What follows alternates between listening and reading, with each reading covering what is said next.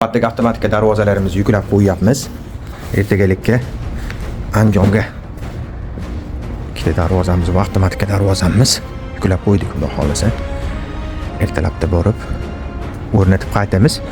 Andijondan keyin Toshkentga boramiz. Toshkentdan ko'ryapganlar bo'lsa, aloqaga chiqaverasizlar. Kimga shunaqa avtomatika darvoza xizmati kerak bo'lsa, pastdagi mobillarga aloqaga chiqaverasizlar.